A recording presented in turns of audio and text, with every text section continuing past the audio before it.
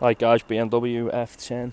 So what we've got a crank, no start, no communications with the engine. So we've gone to our engine ECU here, done our checks. What we've got is, as you can see, we've got a huge voltage drop. We'll just take you on our battery voltage. There we go, there.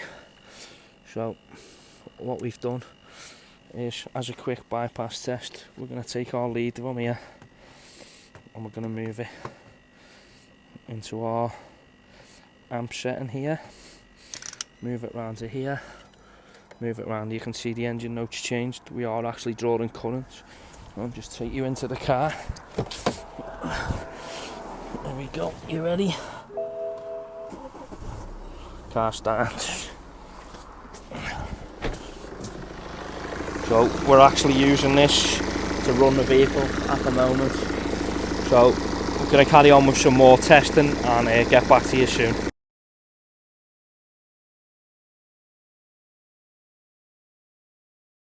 That was also at the voltage drop, so bridge that. We've got the same effect as there, so I'm confirming that the wiring from here down to here is all good. That piece of wire from the fuse to there. So what we're looking for is a voltage drop further in the line. So a bit more digging, guys, from what we've got is our engine control relay. It's buried down the bottom of this hole here.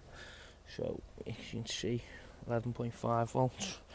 What we're actually using is a H7 bulb connected to a ground here. Prove that it can work. Okay, so all we're going to do now, touch our H7 bulb onto here.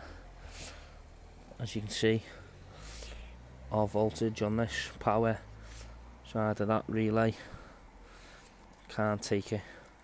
So we've actually got a fault before the relay going further back.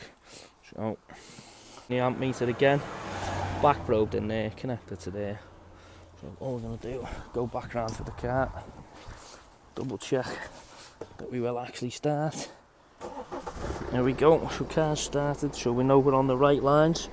So let's continue to chase that line and see where we find it.